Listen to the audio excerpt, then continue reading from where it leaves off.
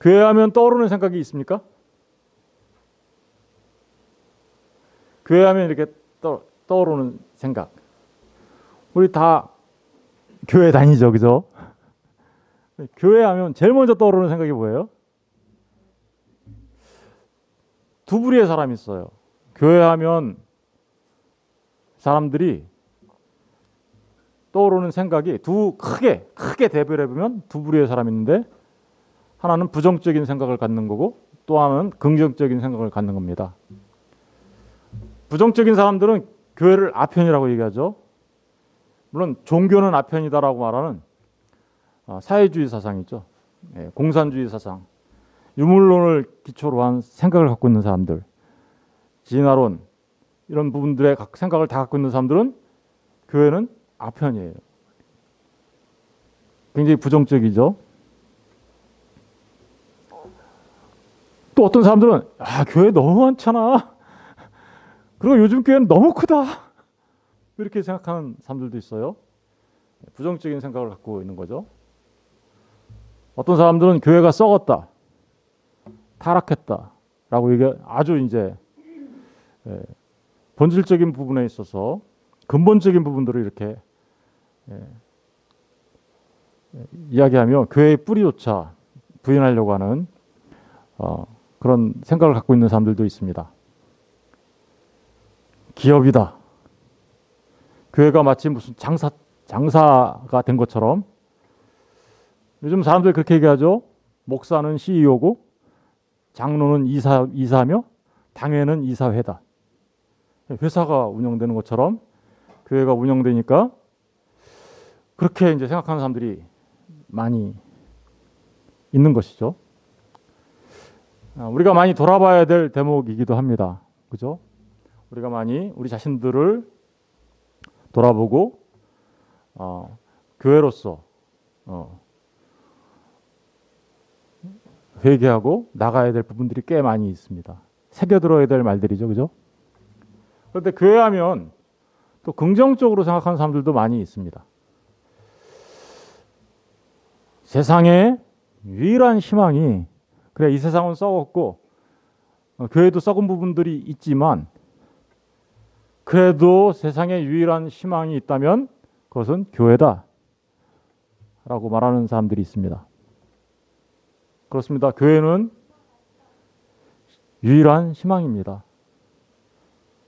사실은 희망이라는 말을 쓰기보다 저는 소망이라는 말을 쓰기를 원해요. 왜냐하면 희망과 소망은 좀 다르죠. 희망은 실패할 수 있어요. 인간이 하는 거기 때문에, 바라는 거. 근데 소망은 하나님이 우리를 이끌어 가시는 거기 때문에 실패할 수 없어요. 세상의 유일한 소망이 되어주는 기관이 있다면 교회다라고 말할 수 있는 것이죠. 하나님의 주님께서 하신 말씀대로 정말 교회는 세상의 빛이요 소금입니다. 뿐만 아니라 신자의 어머니다 라고 얘기하죠. 이렇게 교회라고 말하면 떠오르는 생각이 뭐예요? 라고 물어보면 대부분의 사람들이 이렇게 둘로 나눠지죠. 그렇죠? 그런데 참 희한한 일이 있어요. 교회에 대해서 부정적인 생각을 갖고 있는 사람이나 교회에 대하여 이렇게 바른 생각을 갖고 있는 사람이나 똑같이 그러면 교회는 뭐예요? 라고 물어보면 교회가 뭐예요? 무엇이 교회예요?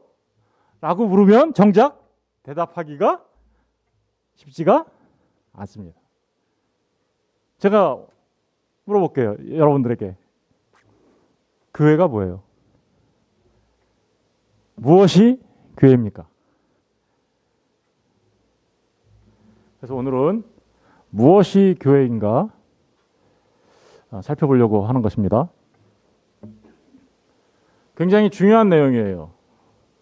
그러니까 잘 기억하시고 잘 깨달아 알면 참 좋겠습니다. 먼저 오해하지 마세요. 교회 그러면 사람들은 붉은 네온 십자가가 있는 건물? 그걸 교회라고 생각하는 사람들이 아마 교회에 대해서 제대로 아는 사람 몇몇 사람 빼고 90% 이상이 다 그렇게 대답하지 않을까 생각이 들기도 합니다. 붉은 네온 십자가가 있는 건물. 저희 교회 예배당은 붉은 네온 십자가가 아니고 그냥 우리는 하얀 네온 십자가로 만들었는데, 예. 교회를 그렇게 건물로 생각하는 거죠. 그죠? 그 건물이 진짜 성전일까요? 교회를 성전이라고 얘기하잖아요. 그죠? 결코 그렇지 않습니다. 교회는 결코 건물이 아닙니다. 교회를 건물에 비유는 했는데 성경에 보면 그렇다고 해서 교회가 건물 자체는 아닙니다. 교회 건물을 우리는 예배당이라고 해요. 이 예배당은 예배나 교육, 교제, 봉사, 전도 혹은 선교를 위해서 필요한 공간임은 분명해요. 우리에게 필요하죠. 분명하지만 그 건물 자체가, 예배당 자체가 교회는 결코 아닙니다. 그러니까 우리가 흔히 쓰는 말로 성전 건축한다라고 할 때 건물을 짓는 걸 성전 건축이라고 말하면 그것은 틀린 말입니다.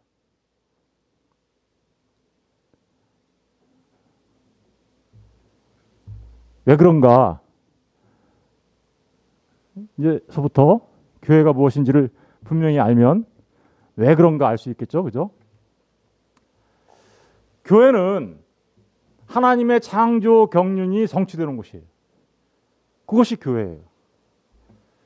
하나님은 우주 만물을 창조하시고 자기 백성을 가지시고 그들 가운데 거하시고 찬양과 경배를 받으시기를 원하셨어요. 이게 하나님께서 창세전에 작정하신 창조 경륜이에요. 그죠? 하나님의 작정이에요. 때문에 하나님은 그런 계획 속에서 하나님의 형상으로 창조한 인격체, 첫사람에게, 그죠? 남자와 여자죠? 인류라고도 하죠. 에게 선악과 계명으로 언약을 체결하시고 자기 백성으로 삼으셨어요. 그러나 그 첫 인류는 언약 백성이 되었지만 사탄의 유혹이 오자 스스로 하나님처럼 되기로, 스스로 자주자가 되기로, 그죠? 하나님으로부터 어떻게요? 독립선언을 하고 하나님을 반역했죠. 이렇게 하나님을 반역한 인류는 하나님 앞에 멸망당에 마땅합니다. 그러나 하나님께서는 그럼에도 불구하고, 사랑이신 하나님께서는 그럼에도 불구하고 하나님은 창세전 하나님의 작정에 따라 반역, 타락한 인류를 멸하시지 아니하시고 자기 백성을 돌이켜서, 자기 백성을 어떻게요? 돌이켜서 하나님의 창조 경륜을 이루시기로 했어요. 때문에 성자 하나님은 그것을 위해서 친히 사람이 되시어 이 땅에 오시게 되었고 십자가에 달려 피 흘리심으로 자기 백성의 죄값을 갚으시고, 그죠? 원래는 죄 지은 인류가 멸망당해야 되죠. 그런데 주님이 오셔서 인류를 대표하여 그 죄값을, 대표하고 대신하여 죄값을 갚으시고 반역죄를 무효화하여 백성을 구원, 다시 말하면 회복, 다른 말로는 재창조하셨습니다. 또한 성령 하나님은 이를 위하여 창세전에 성부 하나님이 택하신, 그죠? 성부 하나님이 택하신 하나님의 백성들을 부르시고 예수 그리스도를 영접하게 하심으로, 영접은 우리 사람이 마음대로 하는 게 아니에요. 주님이, 성령님이 역사하셔서 우리에게 믿음을 주셔야 영접하는 거예요. 영접하게 하심으로써 그리스도와 하나 되게 하시고, 그리스도와 연합이죠. 그럼으로써 교회를 세우셨습니다. 이게 지금까지 우리가 1년 내내 공부했던 내용이죠. 하나님은 그의 피로 죄 용서 받은 사람들을 교회로 세우신 거예요. 누가 교회예요? 그리스도의 피로 죄 용서함을 받은 사람들, 그들이 교회예요. 그리고 그 안에 거주하시길 원하셨잖아요. 하나님은, 그죠? 하나님이 자기 백성을 만드시고 그 백성들과 함께 하시길 원했잖아요. 그래서 그 안에 거주하신다. 하나님이 거주하시면 거기를 뭐라 그래요? 하나님의 집, 벳엘. 다른 말로, 비유 말로 성전이라고 하는 거예요. 그러니까 교회는 그리스도 예수의 피로 죄사함을 받은 성도인데, 그들을 우리는 하나님의 집 벳엘이라고 하고, 그 벳엘을 우리는 성전이라고 하는데, 그걸 우리는 교회다라고 얘기하는 거예요. 교회는 그러니까 뭐예요? 구원받은 하나님의 백성의 공동체죠. 교회는 창세전에 하나님의 작정에 따라 그리스도의 피로 회복되고 하나님이 내주하세요. 하나님의 백성의 공동체입니다. 이게 교회예요. 그러니까 왜 건물이 아닌지 아시겠죠? 하나님의 창조 경륜이 성취되어지는 그 결과물이 뭐예요? 교회인 것이죠. 그런데 이 교회는 반석 위에 세워진 주님의 교회라고 합니다. 반석 위에 세워진 주님의 교회. 오늘 본문의 말씀이죠. 마태복음 16장 15절 19절에 이르되 너희는 나를 누구라 하느냐. 예수님이 제자들한테 물어본 거예요. 너희는 나를 누구라고 하느냐. 왜 이렇게 물어보셨냐면, 많은 사람들, 유대인들이 예수님을 엘리야인가? 예레미야야. 아니야, 선지자인가 봐. 이렇게 얘기하니까, 많은 사람들이 그렇게 얘기하니까 예수님이 제자들한테 물어본 거예요. 그래? 그럼 너희는 나를 누구라고 하느냐? 라고 이제 이렇게 물어보신 거죠. 그러자 베드로가 대답합니다. 시몬 베드로가 대답하여 이르되 주는 그리스도시요 살아계신 하나님의 아들이시니이다.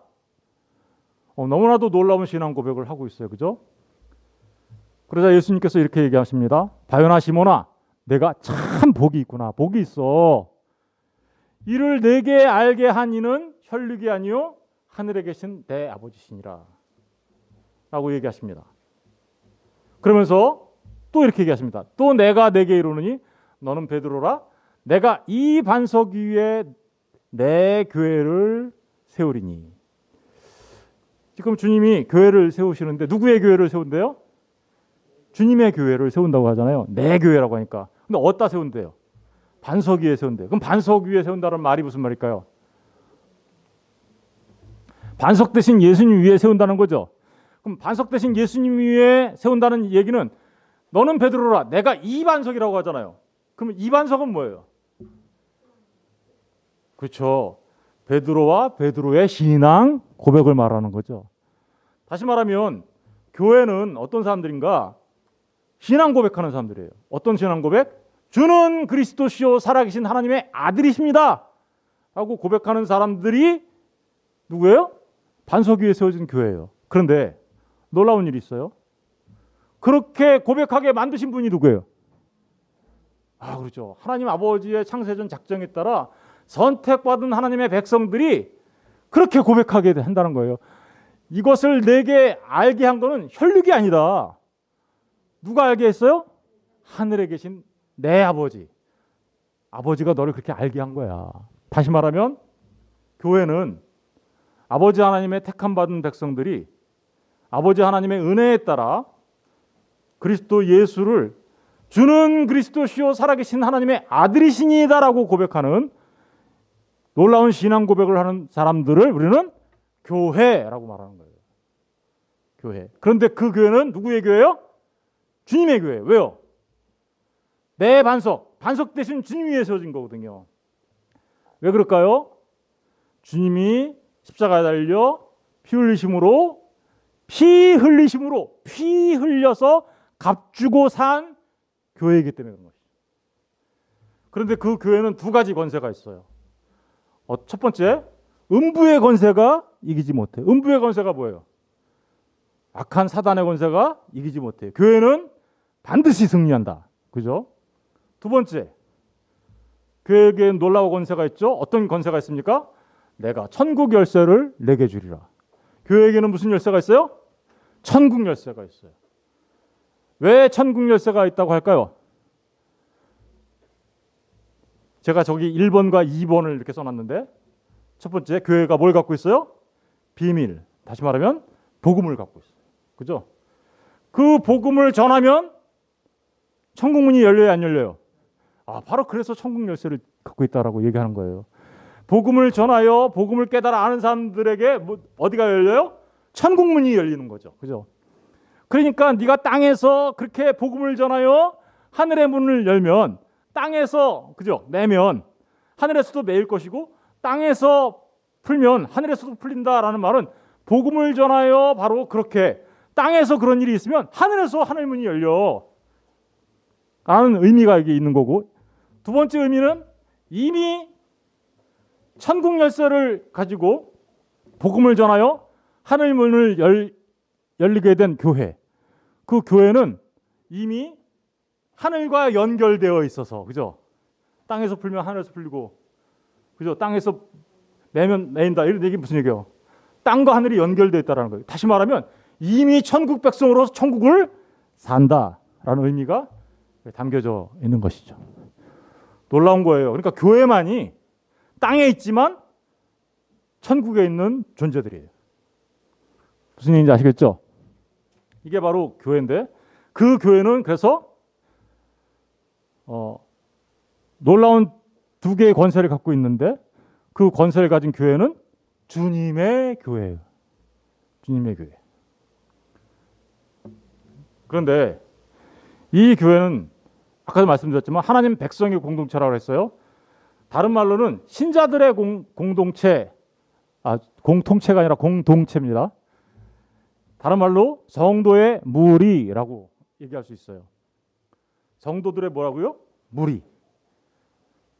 고린도전서 1장 2절을 다 같이 한번 읽어볼게요. 시작.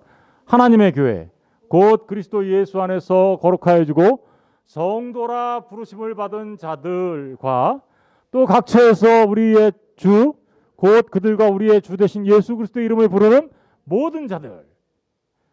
보세요. 하나님의 교회는 정의가 딱 내려지죠. 그리스도 예수 안에서 거룩해졌어요. 그리스도 예수 안에서 거룩해졌다는 얘기는 뭐예요? 그리스도 예수를 믿어 주님의 피로 죄사함을 받아 이미 거룩해진, 우리의 의와 거룩함이 되어주신 분이 누구예요? 예수님이시잖아요. 그러니까 그리스도 예수 안에서 이미 믿음을 통하여 거룩하여지고 성도라 부름을 받은 자들이죠. 성도. 그래서 성도가 가장 영광스러운 거라고 그랬죠. 우리가 교회 안에서 목사도 좋고 권사도 좋고 뭐 장로도 좋고 다 영광스러운 직분의 이름이지만 가장 영광스러운 이름은 뭐냐면요, 성도예요. 성도. 그런데 그 성도는 어떤 특징을 갖고 있죠? 부름 받았어요. 그죠? 부름 받았어요.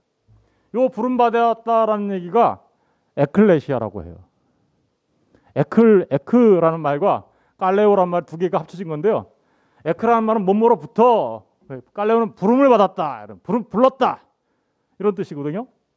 어디서 부름을 받았을까요? 그렇죠. 하나님의 백성으로 부름을 받았죠. 어디서? 죄와 사망과 세상에 거기서부터 부름을 받아서 나온 사람들. 그렇죠. 그 사람들을 우리는 하나님의 교회라고 하는 거예요. 그런데 각처에 있어요. 또 이 사람들은. 그죠? 각처에서 우리 주 곧 그들과 우리 주 대신 예수 그리스도의 이름을 부르는 자들이에요. 주의 이름을 부르는 자는, 그죠? 주의 이름을 부르는 자는 구원을 얻으리라. 바로 구원받은 주님의 이름을 부르는 사람들, 그 사람들을 우리는 교회라고 하는 거죠. 여기서 주님의 이름을 부르는 건 진짜로 부르는 거죠. 나더러 주여 주여 하는 자마다, 그거 거기서 말하는 가짜로 부르는 주여 그거 말고요. 진짜로 성령 하나님의 역사를 통하여 진짜 참 믿음을 가진 사람들을 말하는 거예요. 예. 그 사람들을 우리는 교회라고 얘기합니다. 두 개의 공동체가 있어요. 이 세상에는. 여러분, 세상이라는 말을 하면은, 성경에서 세상이라는 말을 할 때 여러 가지 의미가 있어요. 성경에서 세상이라고 말할 때 이 하나님께서 이 세상을 창조하셨다 그러면 우주 만물을 우주를 말하는 거죠. 첫 번째는. 두 번째는 세상을 창조할 때 인류를 창조하셨다라는 의미가 담겨져 있어요. 근데 세상이라는 말 안에는 이 악한 세상이라는 의미도 담겨져 있어요. 그래서 비신자, 불신자 이런 사람들 다 통틀어서 말할 때 세상이라고 해요. 근데 헷갈리게도 하나님이 세상을 이처럼 사랑했다라고 할 때 그 세상은 누굴까요? 성도를 말해요. 그렇죠? 예. 그래서 우리가 성경을 읽을 때 세상이란 말을 잘 구분해서 이제 문맥 속에서 잘 구분해서 읽어야 되는데 두 개의 공동체가 이 세상에 있어요. 하나는 교회 공동체가 있어요. 교회 공동체는 세상에 있어요. 이 여기서 말하는 세상은 뭘까요? 우주, 인류, 그죠? 이 세상에 있죠. 그런데 세상에 속하지 않은 사람들, 이 세상에 속하지 않았다는 건 뭐예요? 악한 사단이 다스리는 불신자들에 속한 그런 세상이죠. 그런데 거기에 속하지 않은 사람들이 있어요. 그 사람들 우리 뭐라 그래요? 구분되어졌다. 거룩한 백성들, 성도 구분되어졌단 말입니다. 그 사람들을 말하는데 우리 다 세상에 있죠. 그런데 우리가 세상에 속하지 않았다라고 얘기해요. 그럼 우리는 어디에 속한 건가요? 그렇죠. 바로 하늘의 희민권자다라고 얘기하는 거예요. 아까 말했죠. 이미 교회는 땅에서 살지만 하늘에 속한 자로 사는 거다. 그죠? 바로 그 교회 공동체. 이 세상에는 그러니까 두 개의 공동체가 있는 거예요. 불신자들의 공동체가 있는가 하면 신자들의 공동체. 그 신자들의 공동체를 우리는 뭐라고 하냐? 교회라고 말하는 겁니다. 세상.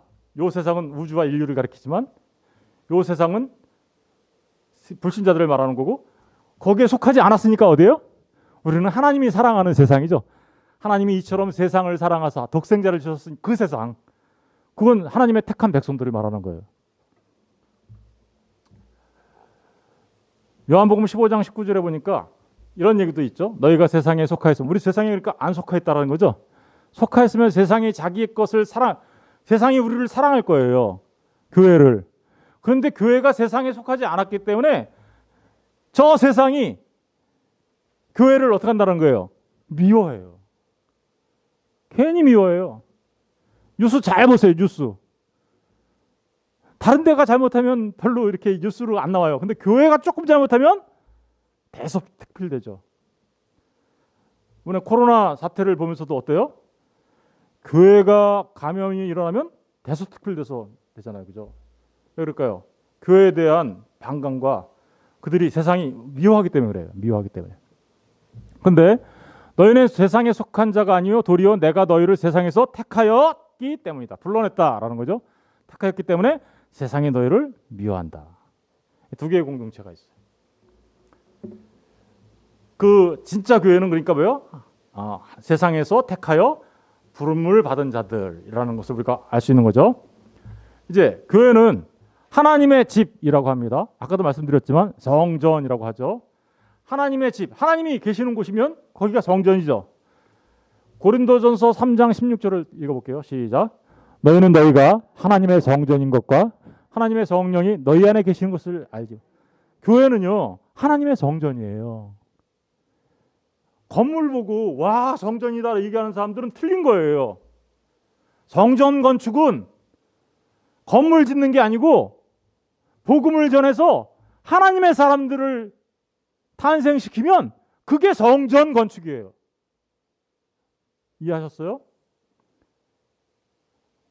성지순례 하신다고 이스라엘 가신다고요? 예루살렘에?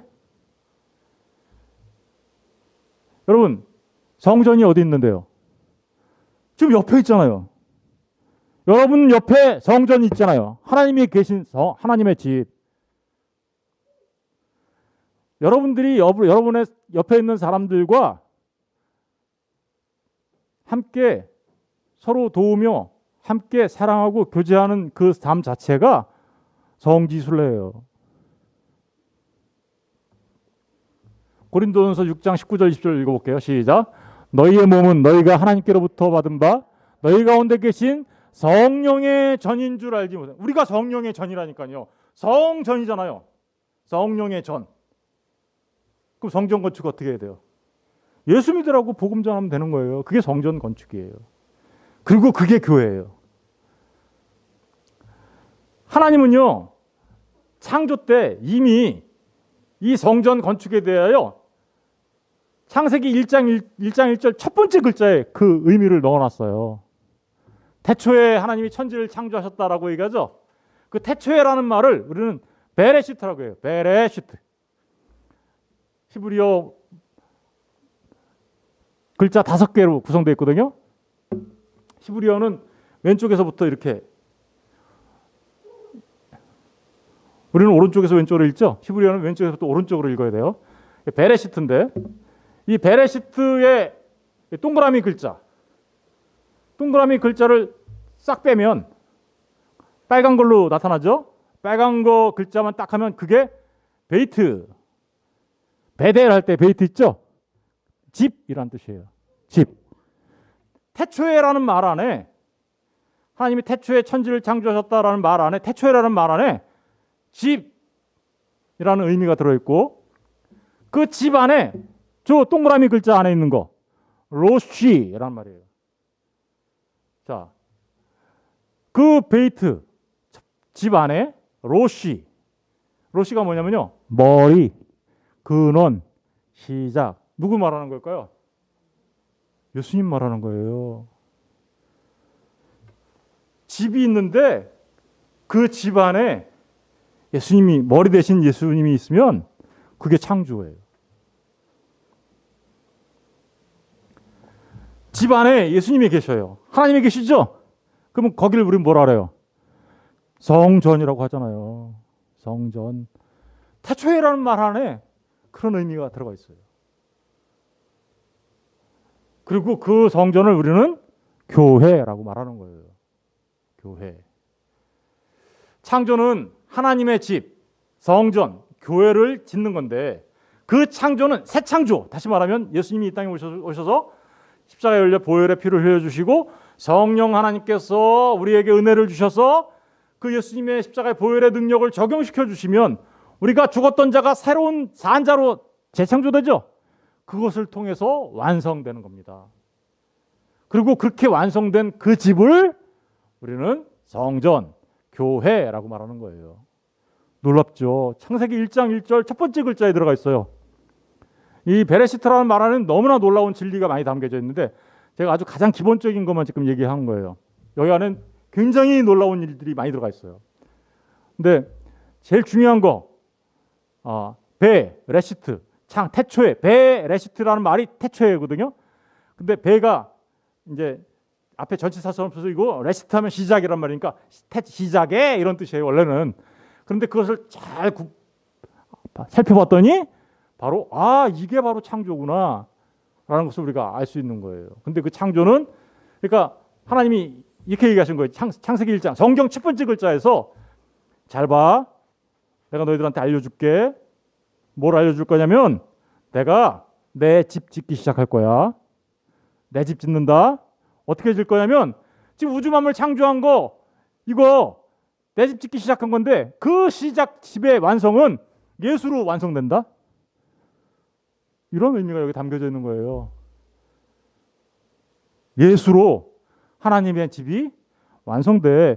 그리고 그 집의 머리가 누군지 알아? 예수님이야. 그래서 교회의 머리는 누구라고 그러는 거예요? 그리스도다라고 얘기하는 거예요. 고린도전서 3장 9절 11절 우리 한번 읽어볼게요. 시작.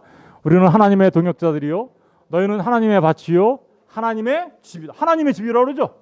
너희가 지금 교회예요. 교회한테 하나님의 집이야, 성전이야, 베델이야, 이렇게 얘기하잖아요. 그죠? 10절 시작. 내게 주신 하나님의 은혜를 따라 내가 지혜로운 건축자와 같이 터를 닦아두매 다른 이가 그 위에 세우나 그러나 각각 어떻게 그 위에 세울까 조심할지니라. 이 닦아둔 것 외에 능히 다른 터를 닦아둘 자가 없으니 이 터는 곧 예수 그리스도. 예수 그리스도가 근원이에요. 아까 말씀드렸잖아요. 머리, 근원, 시작. 그죠? 근원이에요. 그 터 위에 세워진 거예요, 하나님의 집이. 에베소서도 한번 읽어볼게요. 에베소서 2장 19절 22절 다 같이 시작. 그러므로 이제부터 너희는 외인도 아니요 나그네도 아니요 오직 성도들과 동일한 시민이요 하나님의 권속이다. 하나님의 가족이라는 의미예요. 그런데 우리가 하나님의 가족, 하나님의 시민인데, 하나님 나라의 시민인데 어떻게 해서 세워졌나 한번 보실래요? 20절 시작. 너희는 사도들과 선지자들의 터 위에 세우심을 입은 자라. 그리스도 예수께서 친히 모퉁이 돌이 되셨다. 모퉁이 돌, 근원이 되셨단 말입니다. 그리고 사도들의 터 위에 세워졌다 그러죠. 사도들의 터 위에 세워졌다는 것은 사도 예수 그리스도가 가르쳤던 사도들, 그들이 뭘 우리한테 가르쳤을까요? 주님이 가르쳤던 걸 우리한테 가르쳤겠죠. 그걸 사도들과 선지자들의 터 위에라고 얘기하는 거예요. 그리고 그것으로 결과물로 남은 게 뭐예요? 성경이죠, 그죠? 성경. 그러니까 성경 말씀을 기초로 해서 세워진다. 교회는 말씀을 기초로 하여 세워져 사도들과 선지자들의 가르침 위에 세워지는 거야. 라고 말하고 있어요. 그런데 21절과 22절 다 같이 읽어볼게요. 시작. 그의 안에서 건물마다 서로 연결하여 주 안에서 성전이 돼. 교회를 어디다 비유하고 있어요? 건물에다가 비유는 하고 있네요. 그런데 건물 자체가 교회는 아니에요. 분명히 우리가 교회를 이해하기 쉽도록 하기 위하여 건물에 비유한 거예요. 어떻게 지어져 가는지. 성전이 되어가고. 22절 다 같이 시작. 너희도 성령 안에서 하나님이 거하실 처소. 하나님이 거하실 처소를 뭐라 그래요? 하나님의 집, 성전이라고 하잖아요. 가 되기 위하여 그리스도 예수 안에서 어떻게 지어져 가요? 교회는 혼자 지을 수가 없어요. 내가 성전이긴 하지만 나 하나만을 교회다 이렇게 말하기가 어려워요. 왜냐하면 함께 지어져 가야 되는 거예요. 그래서 우리가 지금 신앙 공동체를 형성해서 새소망 교회라는 공동체 안에서 우리가 교회로 지어져 가는 거죠. 너무너무 중요한 거예요. 어떤 사람들은 교회가 필요 없다고 얘기하는 사람들이 있어요. 교회 무교회주의자들, 우리나라에도 되게 유명한 사람들 많이 있어요. 그런데 그렇게 얘기하면 저 말씀에 완전히 반하는 거예요. 무슨 얘기인지 아시겠죠? 교회는 함께, 건물이 이렇게 여러 가지 벽돌들이 그리고 여러 가지 건축자들이 함께 이렇게 지어져서 교회가 되듯이 우리 또한 그렇게 연합하여 지어져 가는 것이다. 하나님의 집이. 이런 교회는 다양한 각도에서 살펴볼 수 있어요. 다양한 각도에서 교회를 좀 이해하기 쉽게 하려면 구분할 수 있어요. 구분한다고 해서 교회가 여러 개인가? 그런 의미가 아니에요. 교회는 하나입니다. 그러나 여러 관점에서 교회를 보면 다양한 양상의 교회를 이해할 수 있어요. 예를 들면 이런 거죠. 제가 여기 서 있으면 뭐예요? 여기 서 있으면 지금 여기서 말씀을 전하면 뭐예요? 목사로서 하고 있죠. 여기서 나가가지고 제 아내하고 팔짱을 끼고 가면 저 뭐예요? 사모의 남편이죠. 제가 우리 아이들을 만났어요. 그럼 전 뭐예요? 아이들의 아버지죠. 어디 제가 목사님들 모임에 갔어요. 그 모임에 가면 내가 뭐예요? 그 모임의 회원이죠. 이렇게. 근데 다 누구예요, 그게?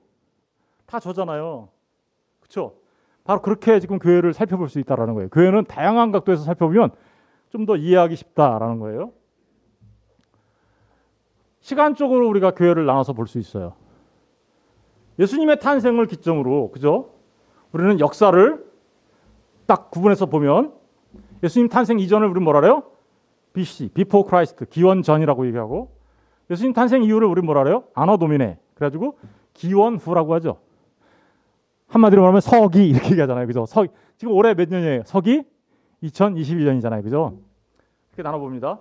그런데 예수님 탄생 이전의 교회를 우리는 구약교회라고 하고 예수님 탄생 이후의 교회를 신약교회라고 합니다. 그러나 구약교회와 신약교회가 다를까요? 아니요. 같아요. 되게 달라 보일 뿐이지. 구약교회는 여자의 후손으로 오실 메시아를 기다렸어요. 그죠? 그리고 그 메시아를 믿었어요. 아브라함의 후손으로 올 메시아를 믿었습니다. 다윗의 후손으로 올 메시아를 믿었습니다. 그죠? 그리고 그 예수 그리스도를 믿음으로 구원받는 거예요. 착각하지 마세요. 오해하지 마세요. 구약 시대는 이스라엘 백성 혈통으로 된 거 아니에요? 아닙니다. 육체적 이스라엘이 아니고 영적 이스라엘이에요. 왜 그럴까요? 잘 생각해 보세요. 육체적 이스라엘인데 이스라엘 하나님 백성 아닌 사람이 있었죠? 대표적인 사람 누구예요? 야곱과 에서가 그렇잖아요. 에서는 육체적으로는 누구였어요? 이스라엘이었어요. 그런데 그는 이스라엘 백성 아니었죠. 반대로 육체적으로 이스라엘 백성 아니었는데 이스라엘 된 사람들 있죠. 여러분 잘 알고 있는 사람 누구 있어요? 기생 라합. 또 누구 있어요? 모압 여인 룻. 예수님의 족보에 들어가죠, 이분들. 보세요. 그러니까 구약 시대 교회도 육체적 이스라엘을 교회라고 하지 않아요. 그때도 메시아를 믿는, 예수님을 믿는 사람들이 믿음으로, 아브라함도 어떻게 해서 의롭다 칭함을 받았어요? 믿음으로. 그래서 구약 시대 사람들은 오실 메시아를 믿고 구원받은 거예요. 그럼 신약 시대 사람들은, 지금 우리는 이미 오신 메시아를 믿고 구원받는 거죠. 같아요, 달라요? 같죠? 예. 다르게 보일 뿐이지만 같습니다. 신약 시대에 제자들에 의해서 교회가 탄생했어요. 그리고 마가의 다락방에서 확장됐어요. 오순절 성령 강림이 오자 폭발적으로 성장했어요. 그죠? 이런 모든 교회들은 다 사실 예수 그리스도에 의해서 세워진 교회인 것입니다. 아시겠죠? 사도행전 7장 38절에 시내산에서 말하던 그 천사와 우리 조상과 함께 광야 교회가 있었고, 모세 시대의 그 이스라엘 백성들도 뭐라 그래요? 광야 교회라고 하잖아요. 그죠? 예. 그러니까 구약 시대도 교회예요. 공간적으로도 구분할 수 있어요. 방금 전에 시간적으로 구분한 거고요. 공간적으로는 어떻게 구분할 수 있는가? 지상교회와 천상교회로 나눌 수 있어요. 그렇죠? 지상교회, 현재 이 땅에 있는 모든 교회를 우리는 지상교회라고 하죠. 현세에 있는 교회예요. 그 교회는 악한 사단 마귀와 싸웁니다. 그죠? 신앙으로 고군분투하며 싸우고 있죠. 그래서 전투하는 교회예요. 십자가 뭐라 그래요? 군사들이라고 하죠. 그래서 전신갑주를 취해서 입어야 되는 사람들이죠. 그런데 이 사람들이 언젠가 제대해요. 그 전투에서 제대하고 은퇴해요. 그러면 무슨 교회로 갈까요? 천상교회. 무슨 얘기인지 아시겠죠? 지상교회에 대해서 성경에 나오는데 계시록 7장 2절과 4절은 지상교회에 대해서 얘기하는 거예요. 14만 4천이 지상교회를 말하는 거예요. 지상에 있는 모든 교회들을 말하는 거예요. 14만 4천이라는 말은 뭐예요? 12지파, 12소다 곱하기 1000, 많다. 그러니까 이스라엘의 12지파 그리고 12사도회에서 탄생된 교회를 말하는 거예요. 계시록 2장 4절 다 읽어볼게요. 시작. 또 봄에 다른 천사가 살아계신 하나님의 인을 가지고 해 돋는 데로 붙어서 올라와서 땅과 바다를 해롭게 할 권세를 받은 네 천사를 향하여 큰 소리로 외쳐 이르되 우리가 우리 하나님의 종들의 이마에 인치기까지 땅이나 바다나 나무들을 해하지 말라 하더라. 내가 인침을 받은 자의 수를 들으니 이스라엘 자손의 각 지파 중에서 인침을 받은 자들이 14만 4천이다. 땅에 있는 자들이에요. 그런데 그들을 해치면 안 된다 그러죠? 지금 이 땅에 많은 사람들이 있는데 하나님이 하나님의 백성들을 다 인쳐가지고 선택해서 불러낼 때까지 그들을 손대지 마. 다 보호하신다라는 거죠. 지상의 교회. 근데 전투하고 있어요. 싸우고 있어요. 그죠? 우는 사자처럼 마귀가 우리를 미혹시키려고 막 하잖아요. 근데 교회는 진리로 싸우죠. 전투하는 교회란 말입니다. 근데 이 교회를 제대하면 천상교회로 가는 거예요. 이 교회를 저와 여러분들도 제대하겠죠, 언젠가? 제대라는 말을 모르시나? 군대 갔다가 군대 끝나면 그걸 제대라고 하잖아요. 그죠? 예, 그러면 전투가 끝나죠. 고린도전서 10장 3절 6절에도 우리는 싸워요. 근데 그 싸움은 어떤 싸움이냐? 견관진과 싸우는 거예요. 견관진과 싸우는데 그 견관진은 뭐냐? 모든 이론이에요. 사람의 생각, 철학, 사상. 근데 그것들과 싸우는 거예요. 모든 이론. 그리고 하나님을 아는 것을 대적하고 높아진 교만해지는 것들. 하나님 앞에 무릎 꿇지 못하는 것들. 그리고 모든 생각. 이런 것들과 싸우는 거죠. 여러분, 그래서 내가 죽고 누가 흥해야 된다고 얘기하는 거예요? 내 안에 예수가 흥해야 된다고 얘기하는 거예요. 나는 죽고 그가 흥해야 된다는 말이 이게 바로 우리 안에서 일어나는 전투예요. 무슨 얘기인지 아시겠죠? 여러분의 생각, 사람의 생각, 그거를 부인하는 게 자기 부인이에요. 뭘로 부인해야 돼요? 하나님의 말씀 앞에 내 생각 버리고 하나님 말씀 앞에 굴복하는 거, 그게 승리예요. 거기 나오잖아요.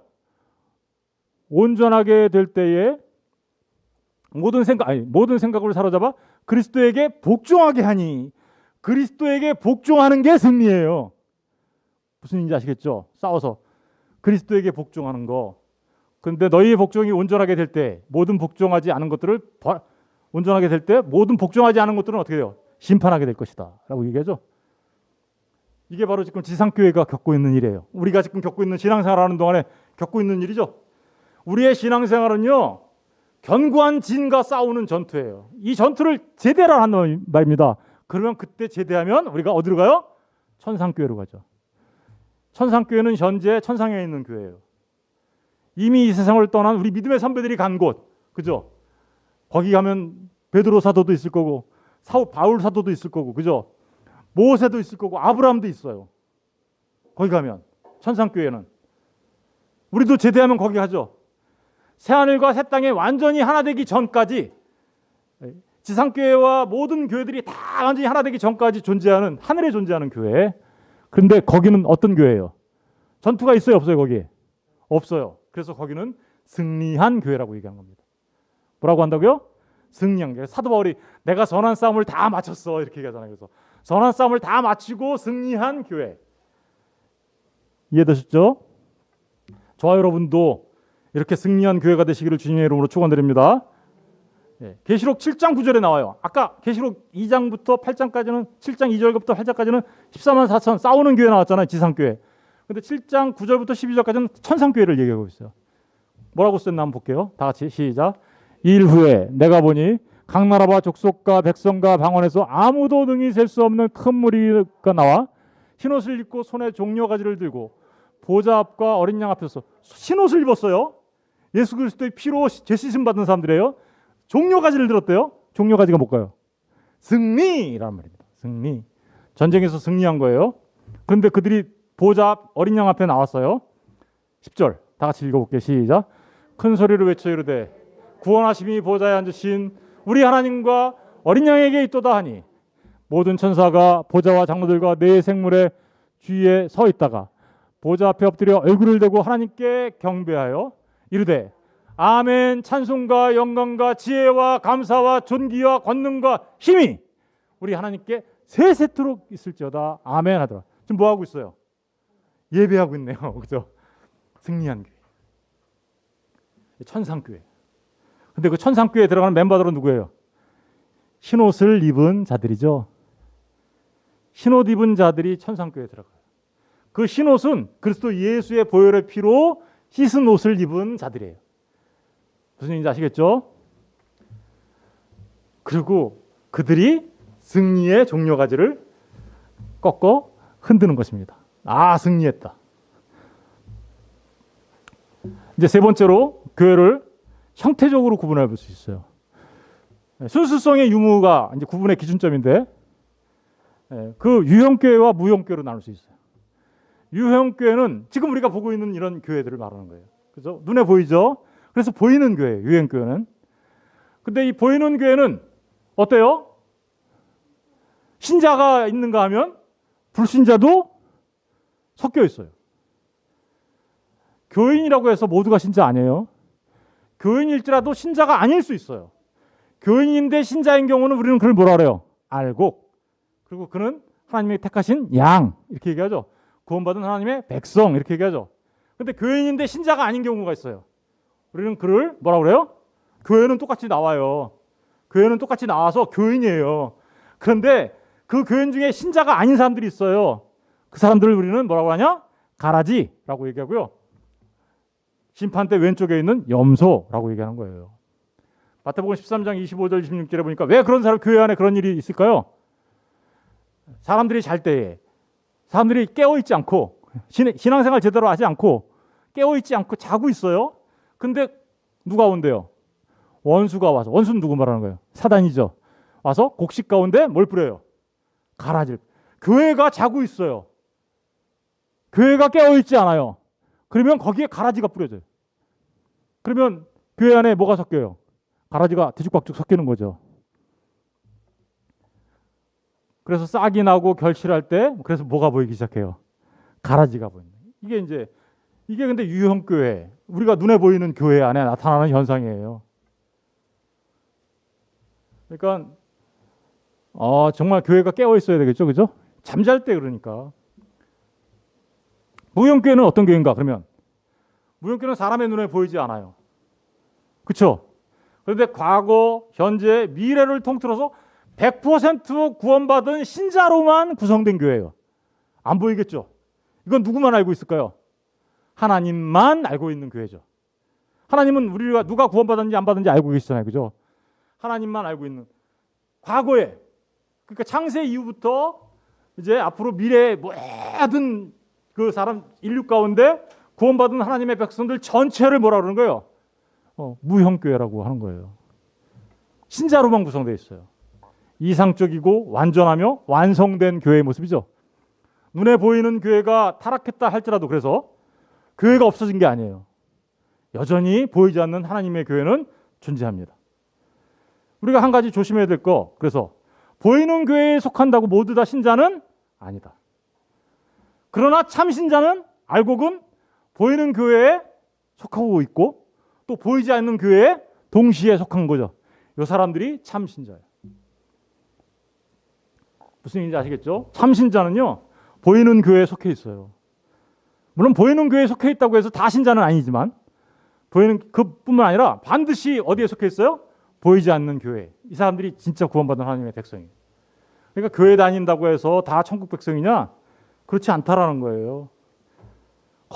예배당 건물 있는데 들락달락 거린다고 해서 천국 가냐? 그렇지 않다라는 거예요. 교회를 크기에 따라서도 구분할 수 있어요. 거의 다 왔어요. 이제 조금만 인내해 주세요. 보편교회와 지역교회. 제가 양이 많을 것 같아서 어떻게 할 수가 없었어요. 양이 많아서 어떡하지 이랬는데 자를 수가 없잖아요. 보편교회, 지역교회인데 보편교회는 뭐냐면 모든 시대, 모든 지역, 모든 기독교인의 공동체를 말하는 거예요. 그렇죠? 우주적 교회. 하나밖에 없다 그랬죠? 아까 그 하나밖에 없는 보이지 않는 교회와 개념이 일치하긴 하는데 시대를 초월한 거죠. 모든 지역을 초월한 거예요. 전 우주적 교회, 딱 하나밖에 없는 교회. 그걸 말하는. 그래서 유니버설 처치라고 해요. 에베소서 1장 22절 23절에 보니까 또 만물을 그의 발 아래 복종하게 하시고 그를 만물 위에 교회의 머리로 두셨다. 그러니까 베레시트죠 이게 아까 그죠? 교회의 머리. 그 머리인데 몸된 교회. 몸은 하나잖아요, 그죠? 그것을 말하는 거예요. 교회는 그의 몸이니 만물 안에서 만물을 충만케 하시는 이에 충만합니다. 그러니까 보편교회는 유니버설 처치라고 해요, 그죠? 그런데 지역교회는 어떨까요? 로컬 처치라고 해요. 로컬. 우리 새소망교회 좀 어디에 우리 우주적 교회 안에 속하죠. 그런데 우리는 동시에 어디에 무슨 교회예요? 로컬 지역 교회란 말입니다. 무슨 어디 지역 교회예요? 김포 운양동에 있는 교회란 말입니다. 일정한 지역의 기독교인 공동체를 로컬 처치라고 하는 거예요. 성경에는요 가정교회가 지역교회였어요. 로마서 16장 5절에 보니까 저의 집에 있는 교회, 브리스길라와 아굴라 집에 있었던 교회예요. 무난하라. 고린도서 16장 19절도 아시아의 교회들이 너희에게 무난하고, 여기서는 또 어떻게 아시아의 지역으로 이렇게 얘기하고 있죠. 그다음에 아굴라와 브리스가와 그 집에 있는 그 집에 있었어요. 도시에도 있어요. 도시에 보면 우리가 알고 있는 빌립보 교회, 데살로니가 교회, 갈라디아 교회 이런 것 어때요? 다 지역 교회, 로컬 처치. 더 넓게 지역으로 얘기할 수도 있죠. 사도행전에 보니까 온 유대에 있는 교회 이렇게 얘기하면 이렇게 얘기할 수도 있죠. 온 유대에 있는 교회, 갈릴리에 있는 교회, 사마리아 교회 이렇게 얘기할 수, 그러니까 넓은 지역의 의미로도 얘기할 수 있어요. 이걸 다 로컬 처치 개념이에요. 근데 이 로컬 처치가 굉장히 중요합니다. 이 로컬 처치가 교회는 신자의 어머니다라는 말이 여기에 적용되는 거예요. 왜냐하면 이 교회를 통해서 누가 탄생하나요? 신자가 탄생하죠. 교회가 복음을 전할 때 탄생하잖아요. 그리고 이 교회를 통해서 어떻게 되나요? 어머니처럼 막 태어난 신자들을 어떻게 양육하죠. 그리고 그들이 성장해 갈 수 있도록 하죠. 그래서 교회는 어머니다라고 얘기하는 의미가 바로 여기에 있는 겁니다. 그러니까 로컬 교회가 굉장히 중요한 역할을 하는 거예요. 우리 실생활과 직접 관련된 얘기를 해볼게요. 왜 지역교회에 가입해서 출석하며 신앙생활을 해야 하는가? 많은 이유가 있지만 몇 가지만 소개시켜드리면, 날마다 모여서 예배해야 하기 때문에 그렇습니다. 오늘 제가 보내드렸는데 카톡으로 사도행전 2장 46절 47절 보니까, 날마다 마음을 같이하여 성전에 모이기를 힘쓰고 집에서 떡을 떼며 기쁨과 순전한 마음으로 음식을, 교제가 있죠. 예배하고, 그죠?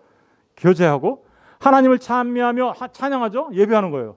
또 온 백성에게 칭송을 받으니 주께서 구원받는 사람들을 날마다 더하게 하시다. 그러니까 왜 교회에 모여야 되는가? 뭐 하기 위해서요? 제일 중요한 거 예배죠. 예배 다음에 또 중요한 게 있죠. 여기 교제. 그래서 우리가 그 로컬 처치에 나가서 함께 예배해야 되는 겁니다. 그런데 이 교회는 뭐 하는 곳이냐? 가르치고 배우는 곳이에요.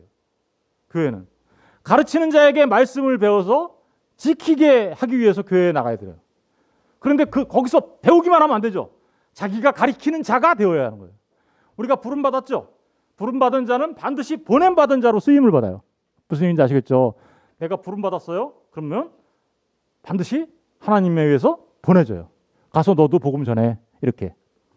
그래서 우리가 로컬 처치에 함께 나와서 하나님의 말씀을 공부하고 배워야 하는 것입니다. 마태복음 28장 19절 20절에 보니까, 그러므로 너희는 가서 모든 민족을 제자로 삼아 아버지와 아들과 성령의 이름으로 세례를 베풀고 내가 너희에게 분부한 모든 것을 가르쳐 지키게 하는 데가 어딜까요? 교회란 말입니다. 배워서 다시 가르치는 자가 되게 하는 것이 어딜까요? 교회란 말입니다. 배울 때는 부름받은 자지만 가르칠 때는 뭐예요? 보냄받은 자로서 역할을 하는 거죠. 나는 못해. 왜 못해요? 복음을 자기가 아는데. 예수 몰라요? 예수 모르면 안 믿는 거지. 예수를 믿는데 예수를 못 전해. 그게 무슨 믿는 거예요? 여러분, 예수를 배운다라는 얘기는, 공부한다는 얘기는 영생이 뭐냐면 유일하신 참 하나님과 그의 보내신 자 예수를 뭐 하는 거예요? 아는 거예요. 알지 못하는데 예수 믿었다고? 안 믿는 거예요, 그거. 유일하신 참 하나님과 그가 보내신 자 예수를 알고, 나도 알았어. 내가 그래서 믿어, 그분을. 그러니까 나도 가서 전해야지. 이렇게 되는 거죠. 이게 교회예요. 교회는 그러니까 뭐 하는 곳이에요? 유일하신 참 하나님이 어떤 분이신지, 우리 작년에 첫 시간에 하나님은 누구이신가 공부했죠. 두 번째, 그가 보내신 자 예수는 누구인가? 예수님은 누구이신가? 기독론 공부한 거잖아요. 기독론이라고 해요. 지금까지 다 공부했어요, 우리. 뼈대. 그거를 공부하고 알았으면 나도 이제 가르치는 자가 되어야 하는 것이죠. 그게 바로 교회입니다. 그러니까 굉장히 중요한 겁니다. 세 번째, 신앙의 성숙을 위해서 교회가 반드시 필요합니다. 서로가 서로를 돌봐야 하기 때문에 그렇습니다. 히브리서 10장 24절 25절 읽어볼게요. 시작. 서로 돌아보아 사랑과 선행으로 여기가 교회예요. 서로 돌아보아 사랑과 선행으로 격려해야 되기 때문에, 지금 우리가 동영상으로 예배 드린다고 하죠. 그게 참 예배일까요? 거기에 사랑과 선행이 있어요? 함께 가르치고 배우는 게 있어요? 전해주는 게 있어요? 어쩔 수 없이 고륙지책으로 우리가 동영상으로 예배하고 있지만 그것은 온전한 예배라고 말할 수 없습니다. 진짜 예배는 함께 나와서 가르치고 배우며 서로 사랑과 선행으로 격려하고 돌보는 일 안에서 참 교회가 지어져 가는 거예요. 아름다운 교제가 여기 안에 있는 거죠. 그런데 어떡하래요? 주님이 가까우셔. 그러니까 오직 권하여 더욱더 그날이 가까워지면 더욱더 그렇게 해야 된다라고 얘기하고 있잖아요. 더욱더. 그렇죠? 코로나 시대에 우리가 꼭 돌아봐야 될 말씀이죠. 돌아봐야 될 말씀입니다. 네 번째, 각자가 받은 은사로 봉사함으로써 서로를 그리스도의 몸으로 세우고 자라가야 하고 흔들리지 않게 하기 때문이다. 교회가 바로 그런 역할을 하는 거예요. 각자가 받은 은사가 있어요. 그 은사는요, 서로를 세우기 위해서 하나님이 주신 선물이에요. 근데 그것을 사용하지 않고 있죠? 도태답니다. 여러분들에게 재능을 주세요. 달란트를 주세요. 어떤 사람은 찬양으로, 어떤 사람은 섬기는 거로, 어떤 사람은 재물을 많이 얻어서 교회를 섬기는 것으로, 이렇게 다양한 모습으로 달란트를 주시는데 그것을 사용하지 않고, 교회 나오지 않고, 등록하지 않고, 사용하지 않으면 결국은 그 달란트 어떻게 될까요? 사라지게 되는 거예요. 에베소서 4장 11절 14절 읽어볼게요. 그가 어떤 사람은 사도로, 어떤 사람은 선지자로, 어떤 사람은 복음을 전하는 자로, 어떤 사람은 목사와 교사로, 다 은사를 말하는 거죠. 제가 목사인데 목사 역할을 안 한다고 한번 생각해 보세요. 그럼 목사로서 받은 이 달란트가 상실되는 거죠. 제가 게으르고 나태하면 상실돼요. 모든 은사가 다 똑같습니다. 사용하지 않으면 상실됩니다. 12절. 근데 왜 은사를 주셨는가? 다 같이 읽어볼게요. 시작. 이는 성도를 온전하게 하여 봉사의 일을 하게 하며 그리스도의 몸이 뭔데요? 교회를 세우는데, 교회를 세우시기 위하여 여러분들한테 그런 달란트를 주셨단 말입니다. 그러니까 교회에 반드시 나오셔야 돼요. 나오셔서 하나님께서 주신 그 달란트를 사용하여 교회의 몸을 세워야 가야 되는 거죠. 13절 시작. 우리가 다 하나님의 아들을 믿는 것과 아는 일에 하나가 되어 온전한 사람을 이루어 그리스도의 장성한 분량이 충만한 데까지 이를 교회에 나와야 성장이 있습니다. 또 14절 다 같이 시작. 이는 우리가 이제부터 어린아이가 되지 아니하여 사람의 속임수와 간사한 유혹에 빠져 온갖 교훈의 풍조에 밀려 요동하지 않게 하렴. 교회에 함께 있어야 세상 풍조에 빠지지 않게 되고, 그래야 흔들림 없는 믿음으로 인내하게 되는 거예요. 무슨 얘기인지 아시겠죠? 로컬 처치가 얼마나 중요한지 아시겠죠? 교회를 부정한다고요? 하나님의 말씀에 반하는 일을 하는 거예요. 더더구나 우리에겐 큰 사명이 있죠. 힘을 합쳐서 전도해야 합니다. 전도와 선교는 같은 거예요. 다만 전도는 우리가 동일 문화권에서 한국 사람이 한국말로 전하면 그건 전도라고 그러고요. 한국 사람이 외국에 나가서 영어로 해야 돼. 그러면 그건 선교예요. 그렇게 타 문화권에 가서 하면 선교, 동일 문화권에서 하면 전도라고 얘기하는 거예요. 그러니까 같은 거죠. 복음을 전하는 측면에서는 그게 교회예요. 그 일을 해야 되거든. 그런 사명이 우리한테 있거든요. 마태복음 28장 19절에 그러므로 너희는 가서 모든 민족을 어떻게요? 제자로 삼으라는 그 사명이 교회에 있어요. 로컬 처치 안에. 사도행전 1장 8절에 보니까 오직 성령이 너희에게 임하면 너희가 권능을 받고 예루살렘과 온 유대와 사마리아와 땅끝까지 이르러 내 증인이 된다. 증인으로서의 그 사명이 우리에게 있는 것이죠. 그러니까 우리는 모두가 로컬 처치의 일원으로서 그 일들을 함께 감당하며 지어져가는 교회가 되어야 하는 것입니다. 어디에 속하신 분이십니까? 얼핏 보니까 잘 모르시겠죠? 어떤 사람은 교회는 가입했어요. 그런데 교회는 가입했는데 출석을 안 해. 어떤 사람은 교회는 가입도 안 했고 출석도 안 해. 교회도 가입도 안 하고 출석도 안 해. 네 번째가 그렇죠? 네 번째는 교회도 가입도 안 하고 출석도 안 해. 이거 누구예요? 불신자. 이렇게 얘기하죠, 우리는. 교회는 가입했는데 출석을 안 해. 3번. 어떤 것 같아요? 교회는 가입은 했어. 친구 따라와가지고 등록하라니까 가입 하나 했어. 근데 그다음부터 교회 안 나와.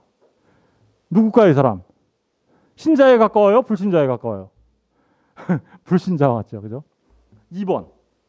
2번을 보면 어때요? 교회 가입을 안 했어. 교회를 부정해. 교회 몰래 나 혼자 신앙생활 하면 되지. 이런 사람들이에요. 교회 가입을 안 해요. 근데 가끔 가다가 교회는 나와요. 나와서 저 뒤에 앉아서 설교는 들어요. 청강생이죠. 청강생. 아니, 우리 대학교에 가도 등록 안 하고 가서 강의 들으면 뭐예요? 뭐라 그래요? 청강생이라고 하잖아요. 이 청강생은 뭐예요? 개인의 신앙. 나 혼자 믿으면 되지 뭐 이렇게는 생각은 해요. 근데 내가 뭐 같이 이렇게 해야 되나? 그러면 지금까지 공부한 걸 우리가 교회 로컬 처치의 그 역할들을 이 사람은 지금 어떻게 하고 있는 거예요? 싹 다 부인하고 있는 거죠. 함께 지어져 가느니라 부인하는 거예요. 교회를 가입하지 않고 혼자 신앙생활하면 돼. 그건 참된 성도의 모습은 아니에요. 참된 성도의 모습은 교회에 가입하고 등록합니다. 교회 멤버가 됩니다. 그리고 날마다 함께 모여 어떻게 해요? 떡을 떼고 교제하며 자신들에게 맡겨진 사명을 감당하며 말씀을 배우고 전하며 하나로 지어져가는 삶이죠. 그게 1번이에요. 물론 1번이라고 해서 참 성도냐? 아니요. 아까도 말씀드렸잖아요. 그렇게 교회에 가입하고 출석한다고 해서 모든 게 다 신자는 아니라고, 그죠? 그러니까 거기에도 가라지가 있을 수는 있지만 진짜 성도라면 1번의 모습으로 나타나는 거예요. 무슨 얘기인지 아시겠죠? 진짜 성도라면 교회에 나와 함께 연합해서 지어져가는 모습을 갖고 있는 것입니다. 여러분은 어디에 속하신 분이십니까? 저는 정말 간절히 바라옵기는 여러분들이 하나님께서 택하신 참 하나님의 백성이길 원하고, 또 그럼으로써 교회에 등록했을 뿐만 아니라 날마다 교회에 나와 함께 연합해서 지어져가는 아름다운 교회가 되시기를 주님의 이름으로 축원드립니다.